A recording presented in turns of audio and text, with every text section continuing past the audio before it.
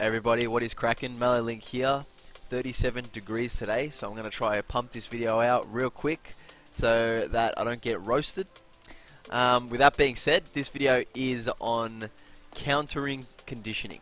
So basically part 1 was adapting, part 2 was conditioning. This is how to counter the conditioning. So the easiest way I can explain it would probably be with Kazuya. So say you do a hell sweep and it works, and you do it again in a bit and it gets blocked. Now of course in that moment you're going to feel like you're going to get the fear of doing it again. You would think, you know, if I do it again, is he going to block it? You know, has he got my timing down to a fine T? Can he see my hell sweep? Like, you know, it can go out of control. Some people might think, you know, what if I just do only mids? You know, and he'll eventually think the low's coming and I can get away with it safely. In my opinion, that's the wrong thinking. You got to have those options open, and you got to let your opponent know that you're not afraid. So basically, if he's going to block your hell sweep, the way to counter that, so first let's just go with this. So obviously if he's blocking your hell sweep, if they're a good player, they have either worked out the timing or they're fuzzying for it when they think it's going to come. So all you do to combat this is you do the motion where it's going to be the hell sweep that you did last time, same way, and you wait for them to fuzzy, and if they fuzzy and they get back up, that's fine. You just do another wave dash into another hell sweep. You can even keep doing hell sweeps. Like, you could just literally keep doing it with just changing your timing up. That's the most important thing. So I covered this a bit in the conditioning video, but this is more about how to beat someone when they have got you conditioned. So basically, if you just add more wave dashes, it changes the timing enough that they will literally be looking out for your hell sweep. And if you do a lot in a row, or you've done plenty and they've been hit by it, they will be looking out for it. And they'll think, okay, I know he's going to do it, but now I just don't know when. But I know it's coming. And if you got him like this, you've already won.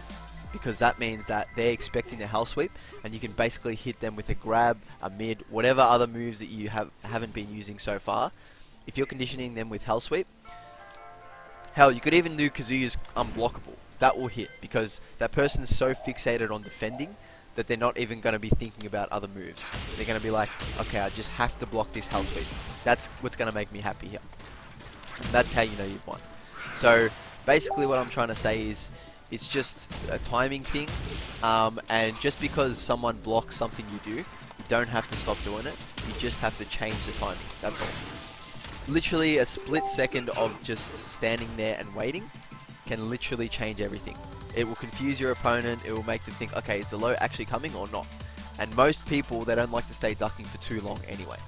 So the thing is, if they beat your mix-up, you just have to evolve. So you have to think of a way to counter the opponent's counter. Basically, you just have to adjust to the new conditions that have been laid out so that you become quote-unquote unconditioned. I know I'm even a culprit of this. When someone hits you enough with a low, it pisses you off and you just want to block it or low parry it, and that's fine. But that's what they're trying to do to you. They're conditioning you to duck because they're going to do the mid next time, you know what I mean?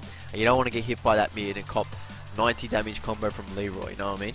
So sometimes, even if you know it's coming, it's better just to cop the low and wait for them to make that big risk or read, and they try to do the mid. And even if it's a safe move, that's fine. As long as it's not -1, you can, or -1 to 3, it's your turn after that. Or you just backdash, you know what I mean? They might think they've got you conditioned, but as long as you're aware of what's happening, you're not going to get rickrolled. Another really, really important thing that you guys got to do is you have to be paying attention to what hit you, but most importantly, why did you get hit and what did he do before that? So for example, let's use Heihachi, yeah? If he's doing forward 4 into down forward 1, into forward 4 into down forward 1, and eventually you get counter hit by forward 4, you think to yourself, why did I get hit there? Okay, so he did a plus frame move and then a 13 frame move within the realms of that plus frame, yeah? But then he did another forward 4 after that. So what did I do wrong there? Okay, I can actually attack in between that, because Heihachi's down forward 1 is -1 and his forward 4 is 19 frames. Therefore, after he does that, I am actually +10. So I can even put in a launcher and it will land. You know what I mean? Like, you just got to work out where the gaps are, why people do what they do, and why it landed. Another a big part of this as well is when people do safe moves. A lot of the times it's either a parry after, an evading move, or like duck and while standing move, because a lot of people try to jab to get their turns back. You got to be really mindful of this.